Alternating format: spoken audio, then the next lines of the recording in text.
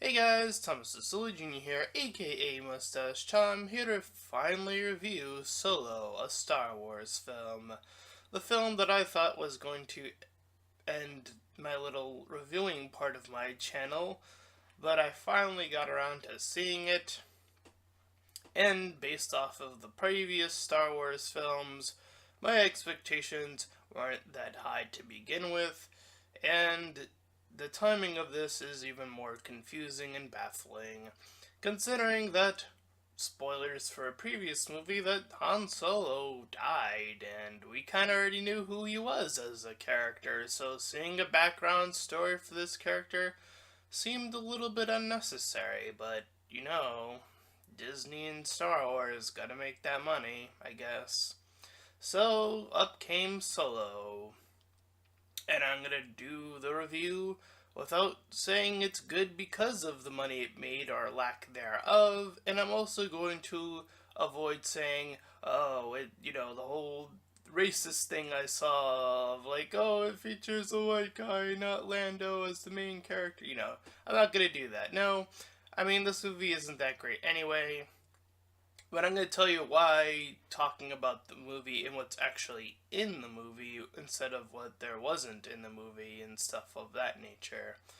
So we begin this movie right in the middle of some action and Solo riding off. So right from the get-go, right from the blast off of our adventures, we see that Solo is our hero or sort of escapee with a cause, hero with a cause. But he claims never to be the hero, and we sort of just jump into the action. And for a background story, again, it just sort of jumps in. We meet Kira, who is essentially his girlfriend for the time being. So they run amok. They make their way to the station area where they try to buy their way out. But they get stopped and they get brought into this lady creature monster thing, which looks awful. So Solo uses a little rock to escape. They talk about what they want to do, wanting to save the world, yada yada yada. And Solo wants to seeing this potential escape plan, using the cliche of the ship turning on its side, so it can go between this gap of these two sides like this. Get that on my camera there. Turning sideways, doing that whole cliche, but we see that it actually fails, at least this time around. So they eventually bribe their way into this little area. But Kira does get pulled back while Solo ends up on the other side of this little spaceport. And Solo mentions to this other guy that he wants to be a pilot. And the best of the pilots. Sorry, I'm just trying to move my notes a little bit here. So, he jumps right into the action. He's like, oh, when are we gonna start? And then it jump cuts to the action. Because war. So we meet Beckett, who's in charge of this little group. And then he mentions that Solo mentions to this other leader that they're the hostiles, and the guy's all like, "Yar, don't do that. Don't say stuff like that." Anyways, so he wants to make his way back home. He's talking about, wanting to see Kira again, obviously.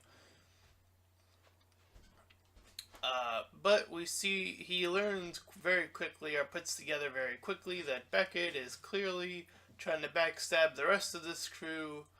But right after that, Solo finds himself in this locked area, and that's where you find Chewbacca, who's currently caged up. So Solo speaks his language as the gargle noise. I'm not even going to attempt to do it. And then Chewie understands and wants to help. So they help each other get out. And from there, Chewbacca sets off with him. So they set up for this potential train heist to get a lot of money.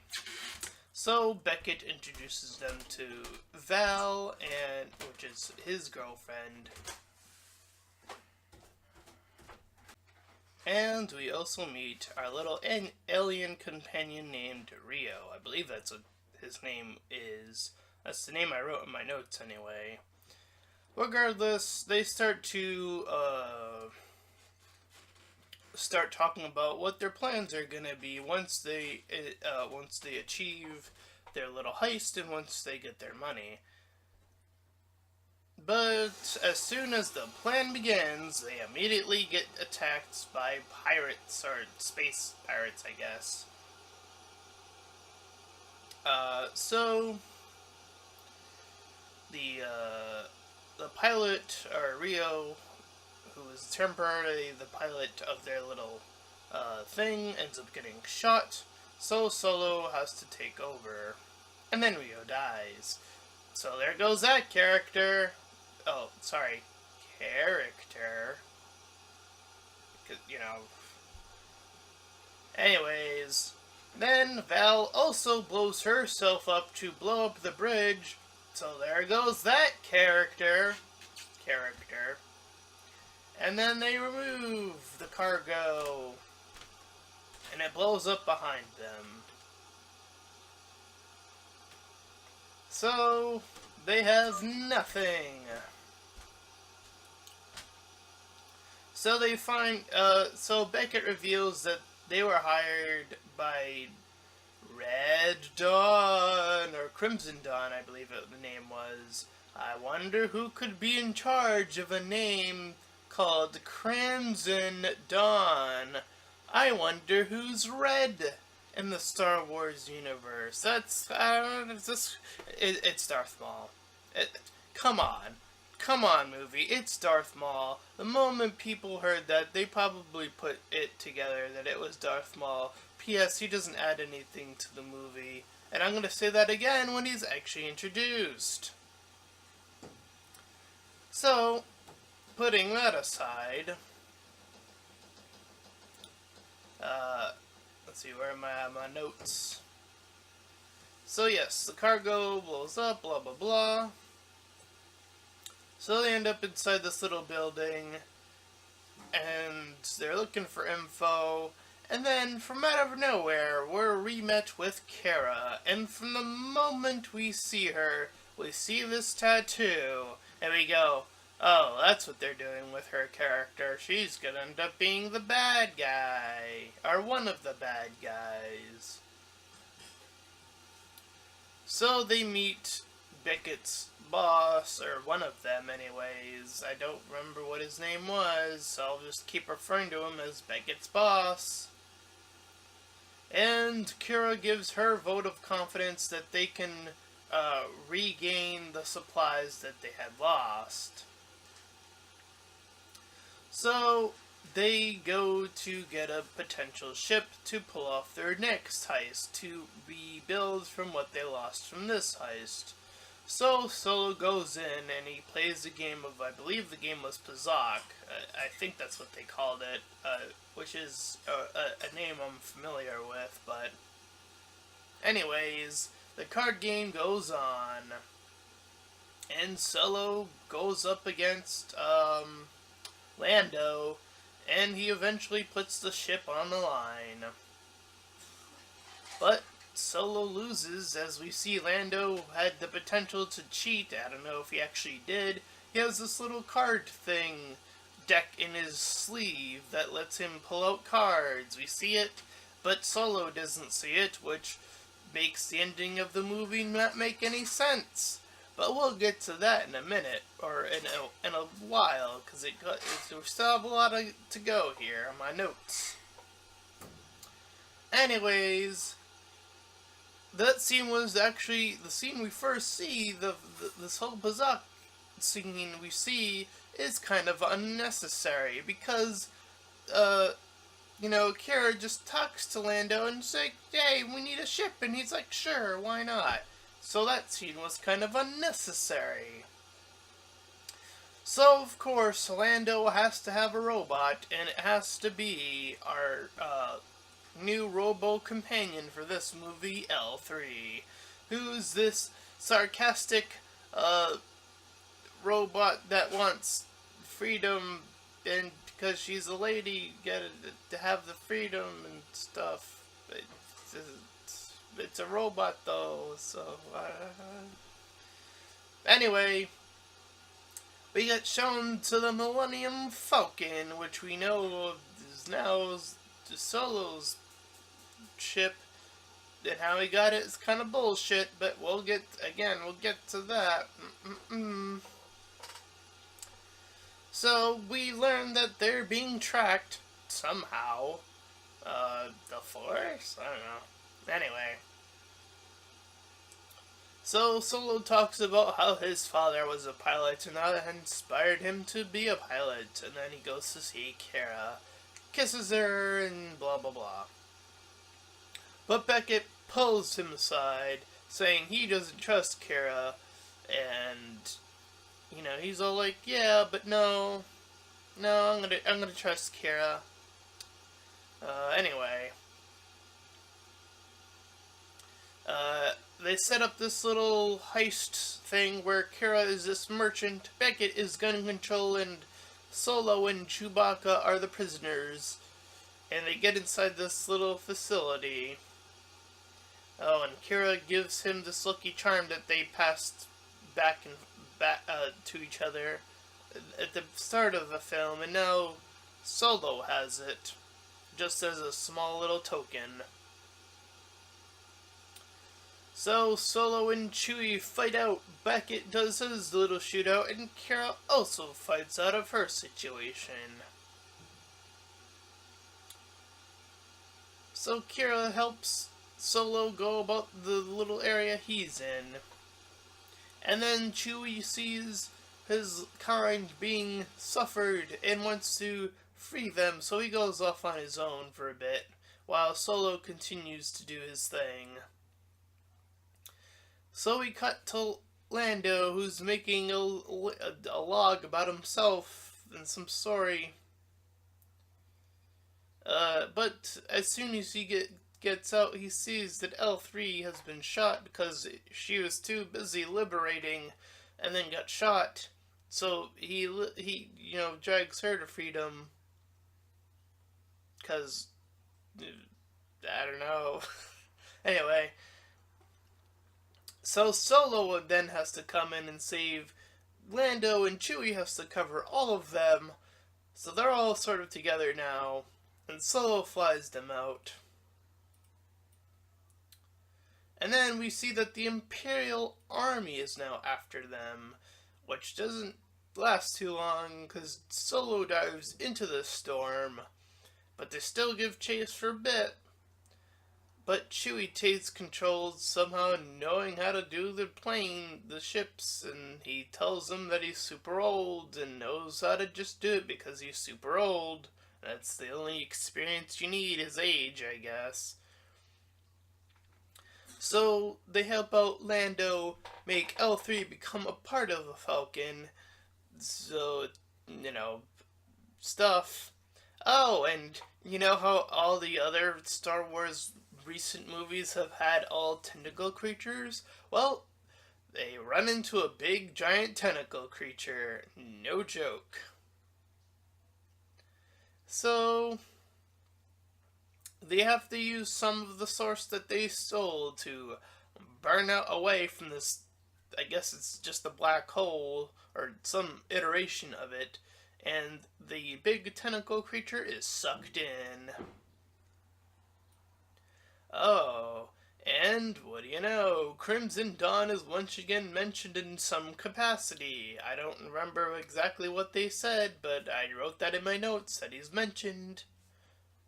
Just in case you missed it from previously.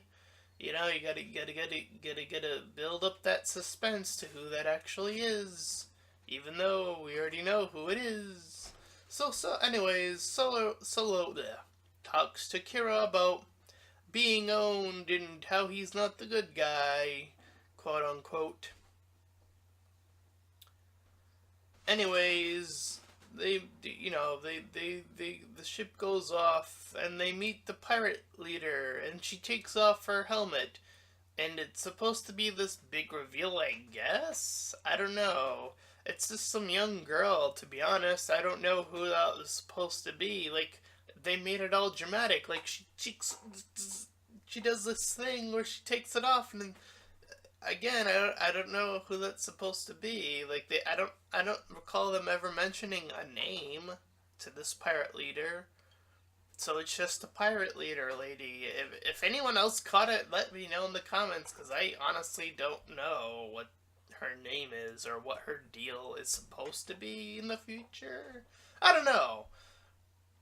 So anyways, Solo makes a plan with Beckett, and he mentions how he'll be in Tatooine, which is a location people go, oh, that's a place in Star Wars. It's a Tatooine. Woo! I don't really care, honestly. I guess that's a setup for a potential second movie, although Beckett dies. Whoops, spoilers.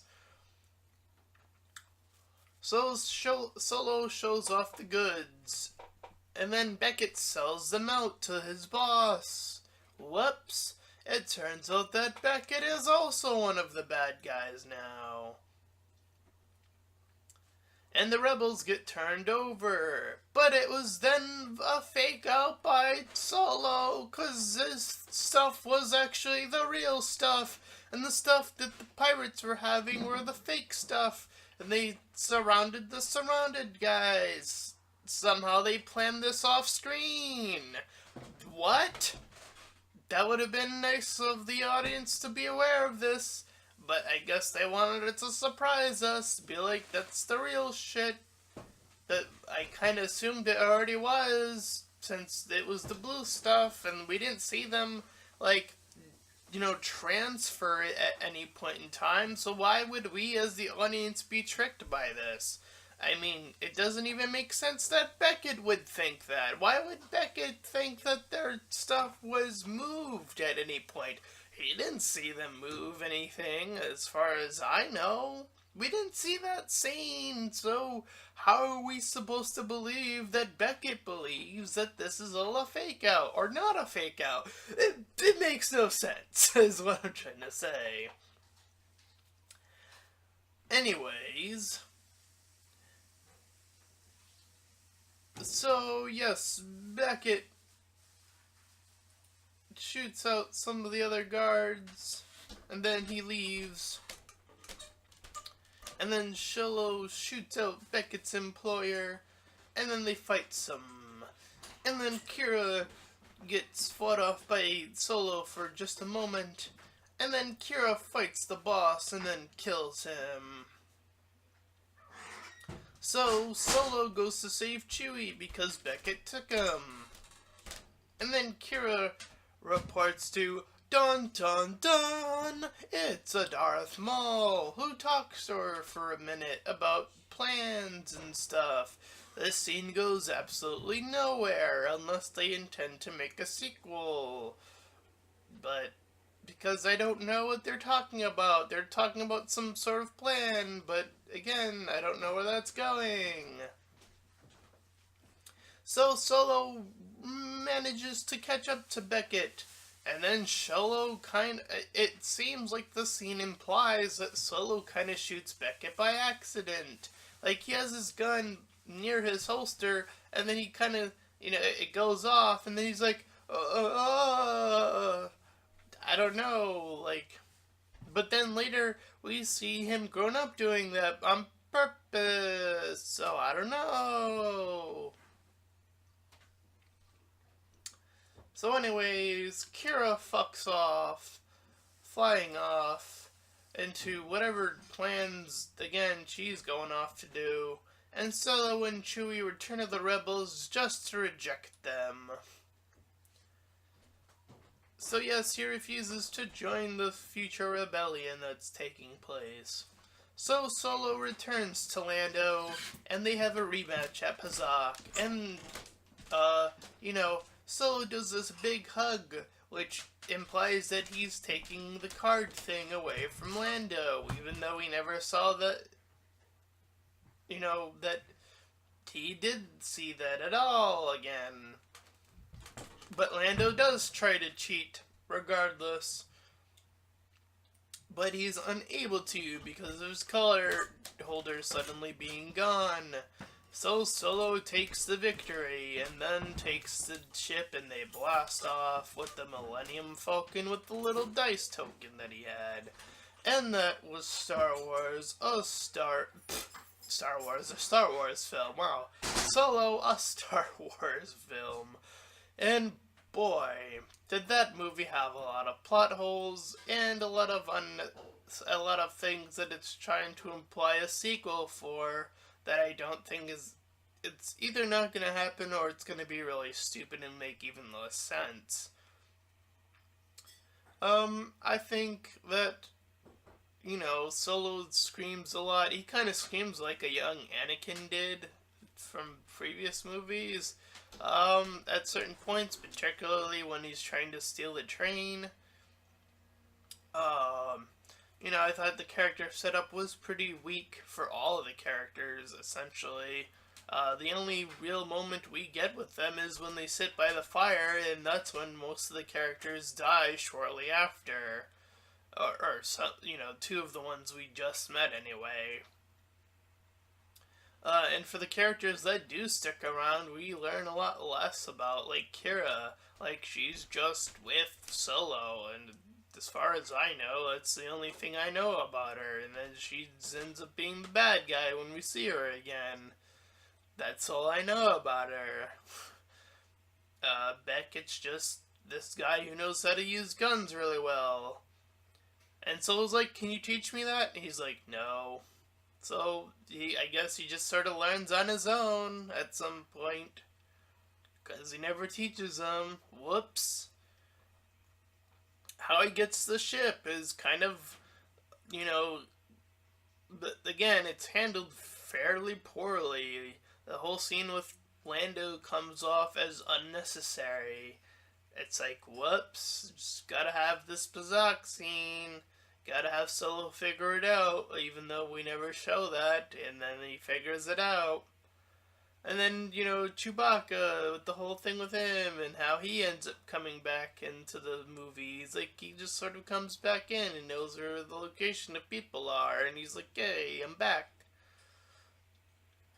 So yeah, the unnecessary stuff is unnecessary. So yeah, I'm gonna give this movie a 4 out of 10. I don't think it's as good as it thought it was gonna be, or the creators thought it was gonna be. I think there's a lot of details that are missing that really drive a lot of plot holes here. The characters aren't as well defined as I thought they were going to be. Because this is supposed to be a character-driven story, obviously would it be called Solo, you would think that it would start a bit earlier in the story to kind of show his upbringing. How did he end up fleeing? What is he fleeing from? These are all questions that still go unanswered. So, the whole thing of it being a backstory is kind of unnecessary, if you ask me. So it just seems like a stupid, dumb film to be a stupid, dumb film. And that's what I think about Star Wars. Again, I keep wanting to call it Star Wars something. But no, it's Solo, a Star Wars film. That is my review of Solo, a Star Wars film. There we go. A 4 out of 10. Not that great. But hey, I'm gonna keep doing movie reviews, guys, and there will be a movie review hopefully tomorrow, maybe. I don't know. Uh, Maybe some other time, but there will be more movie reviews coming down the line. I'll make sure of it. Anyways, my name is Thomas Cecily Jr., aka Mustached Tom, and if you like this video, if you like this review, then please feel free to like, comment, and subscribe. Also make sure to check out that link in the description. I'll have my Patreon page, and any donations are greatly appreciated. Until next time, everyone, bye-bye.